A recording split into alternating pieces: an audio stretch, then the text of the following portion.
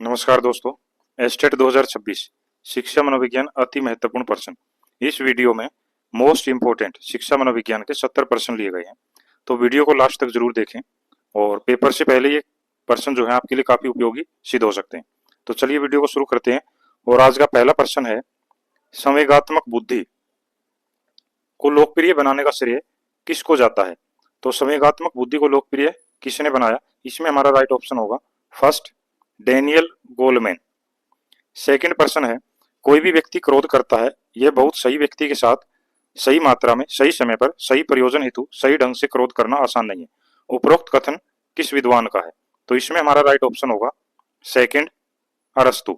प्रश्न नंबर 3 है, किस विधि में उद्दीपन अनुक्रिया के मध्य होने वाले संबंधों का अध्ययन किया जाता है?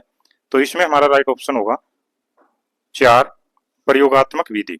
प्रश्न नंबर 4 है, राष्ट्रीय शैक्षिक अनुसंधान एवं प्रशिक्षण परिषद ने बुद्धि के शिक्षण के लिए कौन सा विभाग खोला है? काफी इंपोर्टेंट प्रश्न है, तो इसमें हमारा राइट ऑप्शन होगा 2, मनोविज्ञान विभाग। प्रश्न नंबर 5 है, निम्न में से शिक्षक केंद्रित शिक्षण आयु है, तो कौन सा शिक्षक केंद्रित आयु है? तो इसमें हमारा जो राइट ऑप्शन होगा वो 2 है, प्रभुत्ववादी शिक्षण आयु। प्रश्न नंबर 6 है, व्याख्यान के दौरान संप्रेषण श्रेष्ठ होगा यदि शिक्षक, यानी कि व्याख्यान के दौरान जो संप्रेषण उसको कैसे श्रेष्ठ बनाया जा सकता है? इसमें हमारा राइट ऑप्शन होगा 4, दूसरे क्षेत्रों में से उदाहरण देते हुए तात्कालिक व्याख्यान प्रस्तुत करना। प्रश्न नंबर 7 है, शिक्षण में उत्तम प्रणाली वह है जिसमें, तो कौन सी उत्तम प्रणाली मानी जाती है? इसमें हमारा राइट ऑप्शन 4 होगा, अध्यापक और छात्र दोनों प्रश्न पूछें, यानी कि दोनों के बीच में इंटरेक्शन हो। प्रश्न नंबर 8 है, विकास एवं वृद्धि है, तो विकास और वृद्धि का जो संबंध है वो कैसा है? इसमें हमारा राइट ऑप्शन 3 होगा, ये एक दूसरे के पूरक हैं। प्रश्न नंबर 9 है, सामाजिक एवं संवेगात्मक विकास साथ साथ चलते हैं, ये कथन किस विद्वान का है? तो इसमें हमारा राइट ऑप्शन होगा 3, ये करो एंड करो का कथन है। प्रश्न नंबर 10 है, किस पहलू में मानसिक स्वास्थ्य को बनाए रखने की विधियां बताई जाती हैं? यानी कि मानसिक स्वास्थ्य को बनाए रखने के लिए किस पहलू में विधियां बताई जाती हैं? तो इसमें हमारा राइट ऑप्शन सेकंड होगा, ये संरक्षणात्मक पहलू है। प्रश्न नंबर 11 है, कौन से आयु को सुकराती विधि भी कहा जाता है? तो इनमें से कौन सी विधि जो है वो सुकराती विधि कहलाती है? इसमें हमारा राइट ऑप्शन फर्स्ट होगा, प्रश्नोत्तर जो विधि है इसको सुकराती विधि भी कहा जाता है। प्रश्न नंबर 12 है, एक शिक्षक के लिए शिक्षा मनोविज्ञान की उपादेयता है, तो शिक्षक के लिए शिक्षा मनोविज्ञान क्यों जरूरी है? तो इसमें हमारा राइट ऑप्शन 3 होगा, जिसमें कथन 1 और 2 दोनों सही हैं, यानी कि स्वयं के ज्ञान व तैयारी में जानकारी के लिए और बालकों की आवश्यकता की जानकारी के लिए शिक्षा मनोविज्ञान काफी उपयोगी है। प्रश्न नंबर 13 है, शिक्षा मनोविज्ञान के ज्ञान के द्वारा शिक्षक क्या कर सकता है? तो इसमें हमारा राइट ऑप्शन 4 होगा, उपरोक्त सभी, यानी कि बालकों की व्यक्तिगत विभिन्नताओं की जानकारी मिल सकती है, उचित शिक्षण विधियों का चयन कर सकता है और कक्षा कक्ष में अनुशासन स्थापित करने में भी शिक्षा मनोविज्ञान सहायक है। प्रश्न नंबर 14 है, अभिवृद्धि शब्द का प्रयोग किया जाता है, तो अभिवृद्धि शब्द का प्रयोग किसके लिए होता है? इसमें हमारा राइट ऑप्शन 3 होगा, बालक के शारीरिक विकास के लिए अभिवृद्धि शब्द प्रयोग किया जाता है। प्रश्न नंबर 15 है, आत्मसम्मान की भावना का लक्षण प्रकट करती है, तो जो आत्मसम्मान की भावना है वो किसका लक्षण प्रकट करती है निम्न में से? तो इसमें हमारा राइट ऑप्शन 3 होगा, ये किशोरावस्था की विशेषता है जिसमें आत्मसम्मान की भावना ज्यादा प्रबल होती है। प्रश्न नंबर 16 है, बालक के मानसिक स्वास्थ्य में बाधा डालने वाले कारक हैं, तो इनमें से कौन सा कारक बालक के मानसिक स्वास्थ्य पर बाधा डालता है या रुकावट पैदा करता है? तो इसमें हमारा राइट ऑप्शन 4 होगा, ये उपरोक्त सभी, यानी वंशानुक्रम का प्रभाव, परिवार का विघटन और शारीरिक दोष, ये सभी मानसिक स्वास्थ्य पर बुरा प्रभाव डालते हैं। प्रश्न नंबर 17, विद्यालय से पलायन करने वाले बालक के अध्ययन की सबसे उपयुक्त विधि है, जो बच्चे विद्यालय छोड़ जाते हैं तो उनके अध्ययन के लिए कौन सी विधि सबसे उपयोगी होगी? इसमें हमारा राइट ऑप्शन फर्स्ट होगा, केस स्टडी विधि। प्रश्न नंबर 18 है, निम्न में से कौन सा मनोरचनाएं कुंठा व अंतर्दबंध कम करता है? तो इसमें हमारा राइट ऑप्शन होगा 4, दमन, समन और प्रतिगमन, ये तीनों कुंठा और अंतर्दबंध को कम करते हैं। प्रश्न नंबर 19 है, निम्न में से किस वैज्ञानिक ने संवेगात्मक बुद्धि पर काम किया है? तो संवेगात्मक बुद्धि से संबंधित सबसे महत्वपूर्ण है, इसमें हमारा राइट ऑप्शन 4 होगा, हार्वर्ड गार्डनर, डेनियल गोलमैन और जॉन डी शेयर व पीटर साल्वे, इन सभी ने संवेगात्मक बुद्धि पर काम किया है। प्रश्न नंबर 20 है, संवेगों पर नियंत्रण पाने के लिए बालकों को अभ्यास करना चाहिए। तो इसमें हमारा जो राइट ऑप्शन होगा वो 3 है, आत्म नियंत्रण का अभ्यास करना चाहिए। प्रश्न नंबर 21 है, बालक को कक्षा में नियमित आने के लिए प्रेरित करने का उपयुक्त सुझाव है। यानी कि नियमित कक्षा में बच्चे को बुलाने के लिए कौन सा प्रेरणा के लिए कौन सा इनमें से उपयुक्त है। तो इसमें हमारा राइट ऑप्शन 4 होगा, प्रोत्साहन। डांटना, आलोचना और जुर्माना, इनकी बजाय प्रोत्साहन जो है बच्चे को ज्यादा मोटिवेट करता है। प्रश्न नंबर 22 है, एक अध्यापक श्रव्य दृश्य शिक्षण सामग्री के प्रयोग से अपने अध्यापन को क्या कर सकता है। यानी कि ऑडियो विजुअल का प्रयोग करके हम क्या कर सकते हैं। तो इसमें हमारा राइट ऑप्शन सेकंड होगा, हम अध्यापन को रोचक बना सकते हैं। प्रश्न नंबर 23 है, परिवार बच्चे को निम्न प्रकार से शिक्षा देता है। तो बच्चे को परिवार से जो शिक्षा मिलती है वो किस श्रेणी में आती है। इसमें हमारा राइट ऑप्शन सेकंड होगा, ये अनौपचारिक शिक्षा का रूप है। प्रश्न नंबर 24 है, एक छात्र बोर्ड परीक्षा के लिए कठिन परिश्रम कर रहा है, उसके पिता ने उसे अच्छे अंक आने पर मोटरसाइकिल देने का वादा किया है, इसका क्या अर्थ है। तो इसमें हमारा राइट ऑप्शन सेकंड होगा, ये बाह्य प्रेरणा का उदाहरण है। प्रश्न नंबर 25 है, अच्छा अधिगम निर्भर करता है। तो अच्छा अधिगम किस पर निर्भर करता है। इसमें हमारा राइट ऑप्शन 4 होगा, उपरोक्त सभी, यानी शिक्षक पर, छात्रों की सक्रिय रुचि पर और उपयुक्त शिक्षण विधियों और सहायक सामग्री पर, इन सभी से अच्छा अधिगम हो सकता है। प्रश्न नंबर 26 है, एक बच्चे को लाल गुलाब का कांटा चुभ गया जिससे उसे काफी चोट पहुंची, आगे चलकर वह लाल पोशाक या लाल किसी भी चीज को देखकर डरने लगता है, ये किस चीज का उदाहरण है। इसमें हमारा राइट ऑप्शन फर्स्ट होगा, ये उद्दीपन सामान्यकरण का उदाहरण है। प्रश्न नंबर 27 है, पियाजे द्वारा प्रयुक्त न किया गया नाम खोजें। तो कौन सा 4 जो ऑप्शन दिए इनमें से पियाजे ने इसको प्रयोग नहीं किया। इसमें हमारा राइट ऑप्शन 4 होगा, उदात्तीकरण। प्रश्न नंबर 28 है, अध्ययन का उच्चतम स्तर कौन सा है। इसमें हमारा राइट ऑप्शन सेकंड होगा, समस्या समाधान अधिगम का उच्चतम स्तर माना जाता है। प्रश्न नंबर 29 है, नैतिक मूल्य का विकास किया जा सकता है यदि अध्यापक, यानी कि बच्चों में नैतिक मूल्य कैसे विकसित किए जा सकते हैं। तो इसमें हमारा राइट ऑप्शन 2 होगा, स्वयं उन पर आचरण करे। यदि अध्यापक स्वयं उनको अपनाएगा तो बच्चों पर भी उनका सकारात्मक प्रभाव पड़ता है। प्रश्न नंबर 30 है, दोस्तों इसी तरह के शानदार प्रश्न और भी काफी वीडियो इसमें डाली गई है, आप उनसे देख सकते हैं। बीएफ स्किनर के अनुसार बच्चों में भाषा का विकास निम्न का परिणाम है। तो इसमें हमारा जो राइट ऑप्शन होगा वो है सेकंड, अनुकरण और पुनर्बलन। 31वां प्रश्न है, सुमेलित है। यहाँ पर 4 ऑप्शन है और उनके आगे तो कौन सा इनमें से सुमेलित है वो हमें बताना है। तो इसमें हमारा राइट ऑप्शन 4 होगा, जो चारों ऑप्शन है ये सही सुमेलित किए गए हैं। प्रश्न नंबर 32 है, वाइगोत्स्की के सिद्धांत में सही नहीं है। तो वाइगोत्स्की का जो सिद्धांत है उसके बारे में निम्न में से कौन सा सही नहीं है। इसमें हमारा राइट ऑप्शन 3 होगा, जैविक। प्रश्न नंबर 33 है, इनमें से सही सुमेलित है। तो इसमें हमारा राइट ऑप्शन 4 होगा, संसाधन पूर्ण बुद्धि स्टनबर्ग ने दिया है, विश्व मांग नैतिकता जीन पियाजे और सफलता की इच्छा आंतरिक अभिप्रेरणा, यानी कि सभी ऑप्शन बिल्कुल सही सुमेलित हैं। प्रश्न नंबर 34 है, व्यक्तिगत विभिन्नता वंशानुक्रम कारक तथा जटिल परस्पर क्रिया का परिणाम है, ये किसके मध्य का परिणाम होता है। तो इसमें हमारा राइट ऑप्शन होगा सेकंड, ये वातावरण से संबंधित विभिन्नता के बारे में बताया गया है। प्रश्न नंबर 35 है, पियाजे के अनुसार बच्चे के संज्ञानात्मक विकास के लिए कौन सा आवश्यक है। तो संज्ञानात्मक विकास के लिए कौन सा इसमें से जरूरी है। तो इसमें हमारा राइट ऑप्शन फर्स्ट होगा, आत्म सातीकरण व समायोजन, ये संज्ञानात्मक विकास के लिए पियाजे के अनुसार सबसे महत्वपूर्ण है।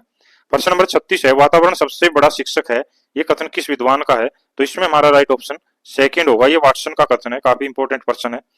प्रश्न नंबर 37 है, निम्न में सुमेलित है। तो इसमें हमारा जो राइट ऑप्शन होगा वो ऑप्शन 4 है, उपरोक्त तीनों कथन इसमें सुमेलित दिए गए हैं। प्रश्न नंबर 38 है, कौन से अधिगम सिद्धांत उद्दीपक के मध्य साहचर्य होता है। तो इसमें हमारा जो राइट ऑप्शन होगा वो सेकंड होगा, इसको प्राचीन अनुबंधन कहा जाता है। प्रश्न नंबर 39 है, सही कथन है। यहाँ पर 4 कथन दिए गए हैं, तो कौन सा कथन इनमें से सही हमें वो बताना है। इसमें हमारा जो राइट ऑप्शन होगा वो फर्स्ट है, उपरोक्त सभी, यानी कि चारों जो कथन हैं ये बिल्कुल सही सुमेलित हैं। प्रश्न नंबर 40 है, जीन पियाजे के बारे में कौन सा कथन सत्य है। यहाँ पर 3 कथन है, तो पियाजे के सिद्धांत के बारे में कौन सा कथन इनमें सही है। तो इसमें हमारा राइट ऑप्शन डी होगा, यानी कि चौथा। तीनों जो कथन है वो बिल्कुल पियाजे के सिद्धांत के बारे में सत्य हैं। प्रश्न नंबर 41 है, वाइगोत्स्की के बारे में सही है। तो वाइगोत्स्की के बारे में 3 कथन दिए गए हैं, तो कौन सा कथन सही है ये हमें बताना। इसमें हमारा राइट ऑप्शन 3 होगा, 1, 2 व 4। 1, 2 और ये जो चौथा पॉइंट है ये बिल्कुल सही है, तीसरा इसमें गलत है। प्रश्न नंबर 42 है, भोजन करना, पानी पीना, सोना कामोत्तेजन संवेग क्रिया पर नियंत्रण करता है।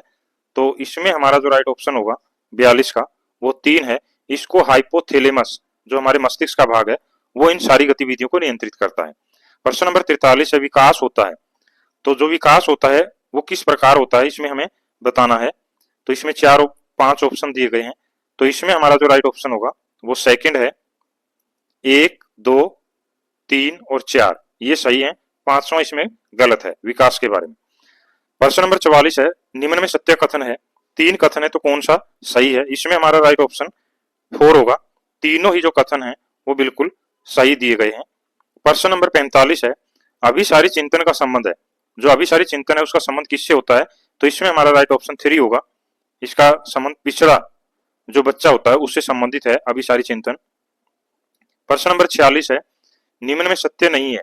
यहाँ पर 4 कथन है, तो कौन सा कथन इनमें सही नहीं है वो बताना है।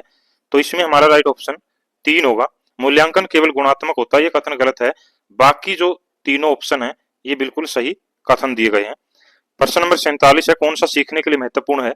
तो सीखने के लिए सबसे महत्वपूर्ण प्रश्न नंबर इसमें ऑप्शन 2 होगा, अर्थ निर्माण सबसे महत्वपूर्ण है। प्रश्न नंबर 48 है, एनसीएफ नेशनल करिकुलर फ्रेमवर्क 2005 के अनुसार अधिगम क्या है। तो इसमें हमारा राइट ऑप्शन फर्स्ट होगा, सक्रिय और सामाजिक। प्रश्न नंबर 49 है, मिलान नहीं है, कौन सा सही मिलान इसमें नहीं है। तो इसमें हमारा जो राइट ऑप्शन होगा वो फर्स्ट है, संगीतात्मक कवि, ये गलत है। बाकी जो तीनों ऑप्शन है ये सही है। प्रश्न नंबर 50 है, मूल्यांकन का केंद्र होना चाहिए, जो इवेल्युएशन है उसके केंद्र बिंदु में कौन होना चाहिए। तो इसमें हमारा राइट ऑप्शन 2 होगा, अधिगम। प्रश्न नंबर 51 है, कौन सा व्यवहार बच्चों की अधिगम निर्योग्यता की पहचान करता है। तो इसमें हमारा जो राइट ऑप्शन होगा वो 4 है। उपरोक्त तीनों जो उदाहरण है ये बच्चों के अधिगम निर्योग्यता के बारे में बताते हैं। प्रश्न नंबर 52 है, कौन सा कथन इनमें सही है। तो इसमें हमारा जो राइट ऑप्शन होगा वो फर्स्ट है, पहले चारों कथन सही हैं। 5वां जो है, विकास एकल आयामी होता है, ये बहुआयामी आएगा। प्रश्न नंबर 53 है, निम्न में से कौन सा प्रक्षेपीय परीक्षण का उदाहरण नहीं है। तो इसमें हमारा जो राइट ऑप्शन होगा वो डी है, MMPI ये प्रक्षेपीय परीक्षण का उदाहरण नहीं है। प्रश्न नंबर 54 है, बहुबुद्धि का सिद्धांत किसने प्रतिपादित किया था। तो इसमें हमारा जो राइट ऑप्शन होगा 54 में वो ए है, हार्वर्ड गार्डनर जो है इन्होंने बहुबुद्धि सिद्धांत को प्रतिपादित किया। प्रश्न नंबर 55 है, उपचारात्मक शिक्षण किस प्रकार के बालकों के लिए उपयुक्त होता है। तो इसमें हमारा जो राइट ऑप्शन होगा वो बी है, धीमे सीखने वाले बच्चों के लिए काफी उपयोगी होता है। प्रश्न नंबर 56 है, शिक्षण की खेल कूद विधि किस सिद्धांत पर आधारित है। तो इसमें हमारा राइट ऑप्शन बी होगा, वृद्धि और विकास का जो सिद्धांत है उसमें खेल विधि उपयुक्त होती है। प्रश्न नंबर 57 है, एनसीएफ 2005 की राष्ट्रीय स्टीयरिंग समिति के अध्यक्ष कौन थे। इसमें हमारा राइट ऑप्शन सी होगा, प्रोफेसर यशपाल। काफी इंपॉर्टेंट क्वेश्चन है दोस्तों, वीडियो को लास्ट तक जरूर देखें, वीडियो को लाइक शेयर जरूर करें और इसी तरह के शानदार प्रश्न पाने के लिए दूसरी वीडियो जरूर देखें। प्रश्न नंबर 58 है, आरटी अधिनियम 2019 की आयु समूह के बालकों के लिए है। तो जो राइट टू एजुकेशन 2009 है ये किस आयु वर्ग के लिए बनाया गया है। तो इसमें हमारा राइट ऑप्शन डी होगा, ये 6 से 14 वर्ष की आयु के बच्चों के लिए है। प्रश्न नंबर 59 है, निम्न में से कौन सा दैहिक अभिप्रेरक नहीं है। तो इसमें हमारा जो राइट ऑप्शन होगा वो ए है, उपलब्धि। भूख, प्यास और नींद ये दैहिक हैं और उपलब्धि जो है ये इसमें शामिल नहीं है। प्रश्न नंबर 60 है, एनसीएफ 2005 के अनुसार गणित शिक्षण का मुख्य उद्देश्य क्या है। तो इसमें हमारा जो राइट ऑप्शन होगा वो सी है, बालक के चिंतन का गणितीकरण करना। प्रश्न नंबर 61 है, पारितोषिक तथा दंड के माध्यम से सीखना अधिगम के किस सिद्धांत से संबंध रखता है। तो इसमें हमारा राइट ऑप्शन बी होगा, ये क्रिया प्रसूत अनुबंध से संबंधित है। प्रश्न नंबर 62 है, निम्न में से कौन सी प्रक्रिया बाल्यावस्था के दौरान सीखने से संबंधित नहीं है। तो इसमें हमारा राइट ऑप्शन ए होगा, पूर्व अनुभव जो है बाल्यावस्था के दौरान सीखने में महत्वपूर्ण नहीं होते। प्रश्न नंबर 63 है, किसी विशेष कार्यक्रम या प्रशिक्षण के प्रभावों का मापन करने के लिए किस प्रकार के परीक्षणों को परिकल्पित किया जाता है? तो इसमें हमारा जो राइट ऑप्शन होगा वो सी होगा, उपलब्धि। प्रश्न नंबर 64 है, विकास की किस अवस्था में एक व्यक्ति व्यावसायिक समायोजन की समस्या का सामना करता है? तो इसमें हमारा राइट ऑप्शन बी होगा, ये किशोरावस्था की समस्या है। प्रश्न नंबर 65 है, शिक्षण अधिगम का मनोवैज्ञानिक आधार किस पर निर्भर करता है? तो इसमें हमारा जो राइट ऑप्शन होगा वो ए है, ये अध्यापन शैली पर निर्भर करता है। प्रश्न नंबर 66 है, आरटी अधिनियम 2009 के अनुसार प्राथमिक विद्यालयों के लिए विद्यार्थी अध्यापक अनुपात कितना होना चाहिए? तो इसमें हमारा राइट ऑप्शन डी होगा, 30:1। प्रश्न नंबर 67 है, मध्यावधि परीक्षा एक उदाहरण है, मिड टर्म जो एग्जाम होता है वो किसका उदाहरण है? इसमें हमारा राइट ऑप्शन सी होगा, ये योग्यात्मक मूल्यांकन का उदाहरण है। प्रश्न नंबर 68 है, कौन सा रोग वंशानुगत है? यहाँ पर 4 बीमारियां हैं, तो कौन सी हेरिडिटी फैक्टर जो है काम करता है इसमें? तो इसमें हमारा राइट ऑप्शन बी होगा। प्रश्न नंबर 69 है, निम्न में से कौन सा बुद्धि का निष्पादन परीक्षण है? तो इसमें हमारा जो राइट ऑप्शन होगा वो ए है, भाटिया बैटरी परीक्षण। प्रश्न नंबर 70 और आज का अंतिम प्रश्न है। दोस्तों वीडियो को लाइक शेयर जरूर करें। किशोरावस्था में बालकों को सहयोग देने के लिए निम्न में से क्या जरूरी है? तो इसमें हमारा जो राइट ऑप्शन होगा वो फर्स्ट होगा, अभिप्रेरणा यानी कि मोटिवेशन किशोरावस्था में बालकों के लिए सबसे महत्वपूर्ण माना जाता है। धन्यवाद।